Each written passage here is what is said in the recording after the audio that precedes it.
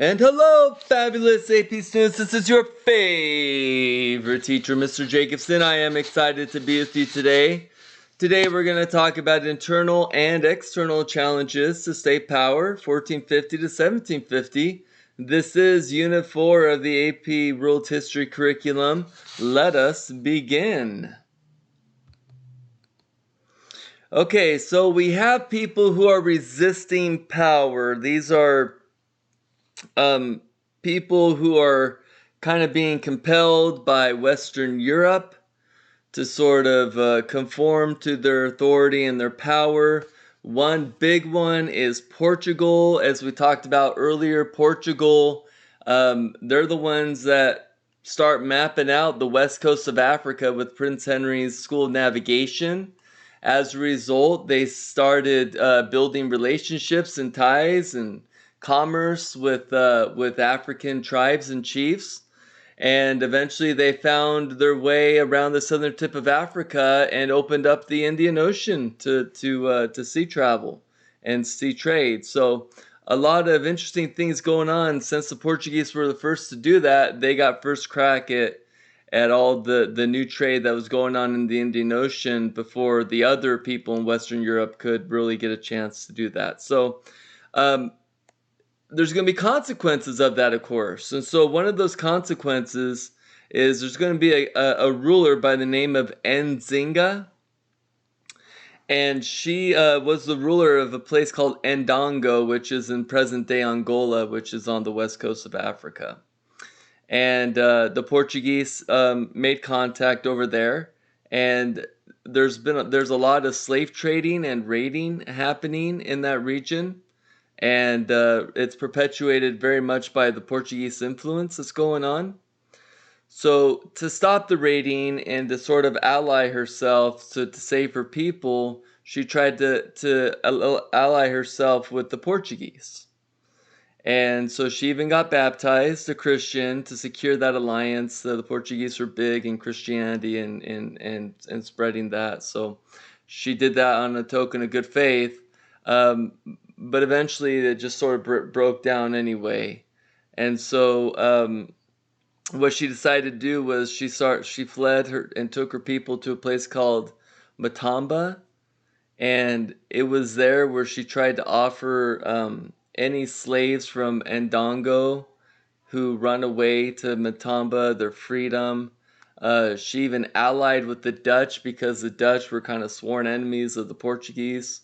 The Portuguese were Catholic, staunch Catholic, and the Dutch were happily Protestant.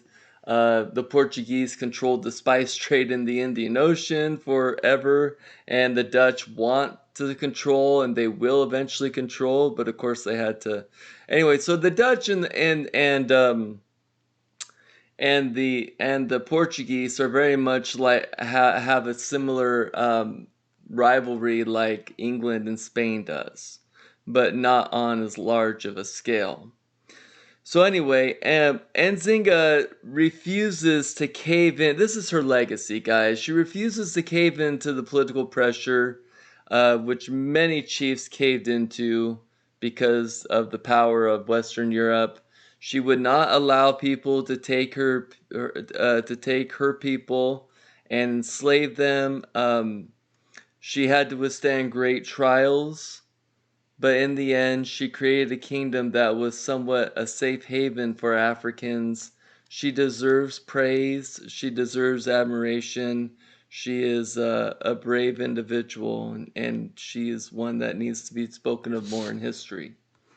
So, we're going to jump over to Russia now. So, Russia and the serfs.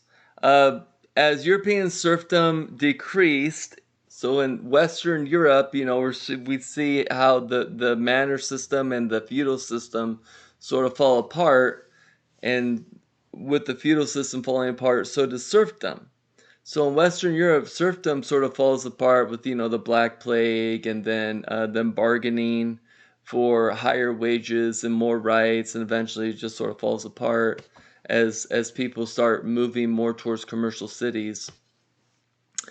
In Russia, though, we're seeing just the opposite. We're starting to see serfdom sort of take root. So Russian princes and boyars, they would collect heavy taxes and tribute from peasants. Eventually these peasants would become so steeped in debt that the only way they could really get out of it was to sell themselves into serfdom, which meant they were bound to the land of that boyar. So a lot of these serfs in Russia, serfdom benefited the Russian government. It was a way to control the peasants, so they wouldn't revolt per se. They would use the boyars to do that, so they gave boyars a lot of autonomy to sort of treat or mistreat, or however you want to say, with these serfs. Serfs also provided the free labor that boyars needed. Of course, the boyars would get them protection because that's pretty much the feudal system right there. Um, and boyars could buy, sell, administer punishments to their serfs. I mean, they were basically slaves, to a degree. They were bound to the land, and if the land got sold from one boyar to another, then they came with the land, and the new boyar was their new master. Remember, boyar means like Russian noble. So another thing in Russia going on are the Cossacks happening. So serfs would attempt to run away. Some were successful, many were not. However, they would run to like the borders of like the Black Sea, and there they would join the nomadic descendants of the Mongolians. If you remember the Golden Horde and all that, how they conquered Russia for a long time. Well, their descendants, are become people who are kind of fighting the Tsar rulers they think they're too oppressive. So you got people who start becoming like Cossacks, who are kind of like these people who fight the oppression, fight the authority, are rugged, live on the in the outskirts of the empire.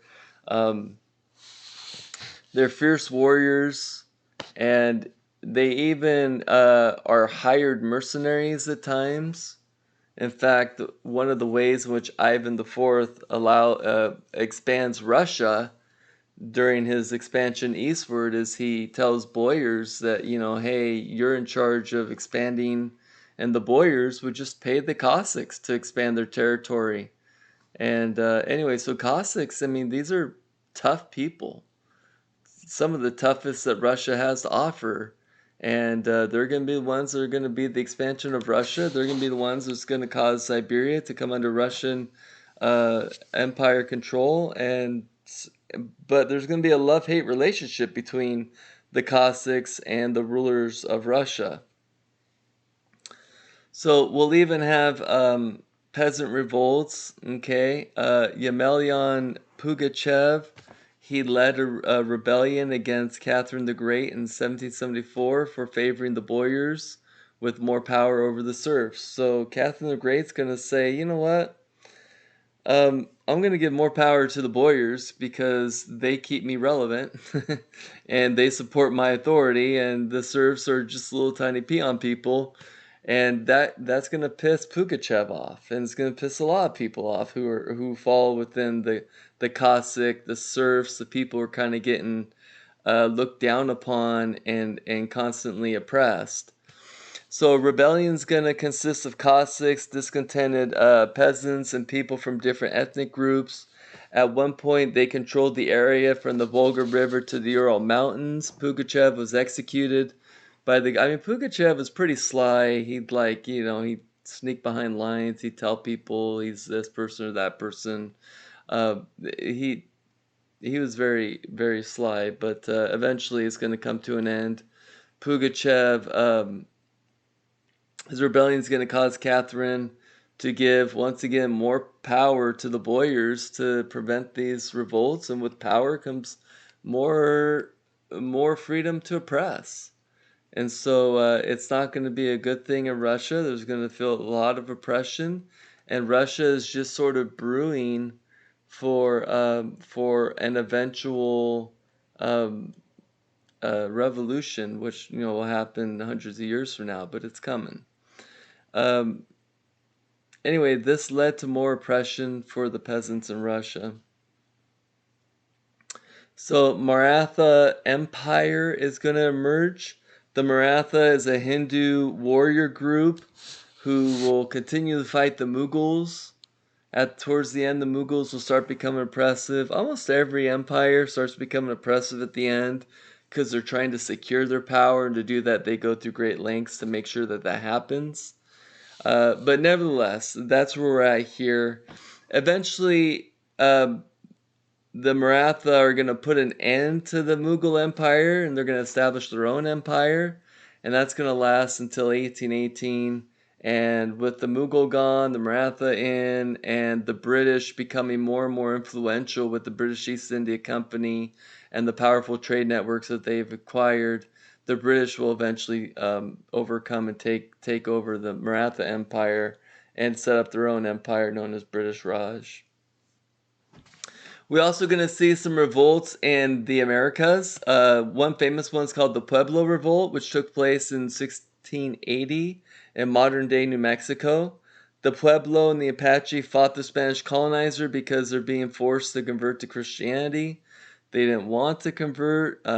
People don't really like being forced to do the stuff, especially forced to change their beliefs. That's a surefire way to piss people off. Anyway, they killed about 400 Spaniards, drove them out of the area, and burned churches. Eventually, the Spanish would reconquer the area. But, so people are reacting to the the imperialism that's happening from especially Western Europe. They're coming. They're kind of bringing their ideas. They're not necessarily being kind or understanding about it, and it's gonna piss people off. And we're going to see a lot of things happening in the English colonies. One thing that happens, we're going to see the Maroon Wars, which is a series of wars from the descendants of runaway African slaves in Jamaica.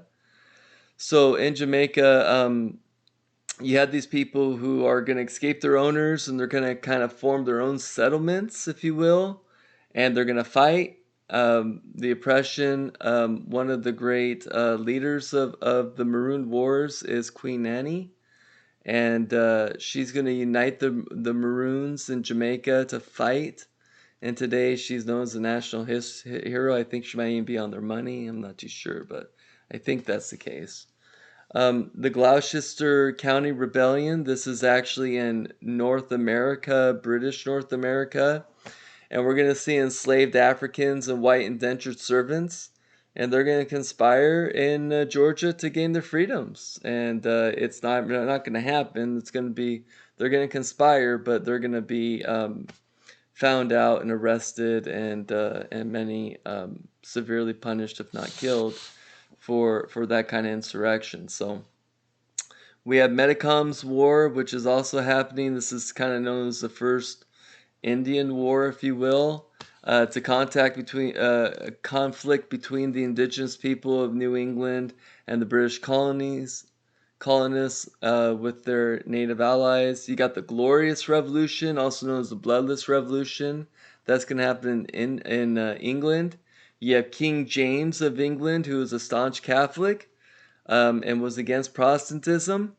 And then the Parliament doesn't like King James, and so they're going to invite William of Orange to come, and he's going to come with his armies. He's a Protestant.